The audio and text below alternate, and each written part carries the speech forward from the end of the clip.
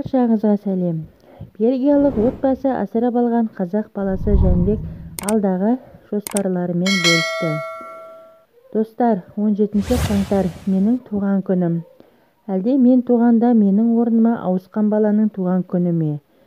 Дегенмен 17 қаңтар құжат бойынша менің туған күнім. Иә, туған күнім сияқты. 22 жасқа толдым. 22 бұл менің сүйікті саным. Құдай маған кереметке, жаңалыққа толы жыл сыйлады деп сенемін, деді Жәнібек. Сондай-ақ ол болашақ жоспарлары жайлы айтты.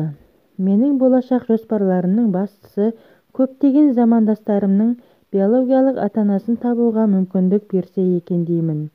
Бүгінгі туған күнімде өзіме де, сіздерге де арман мақсатымыз орындалып, өзіміз қалағандай өмір сүруді тіледім.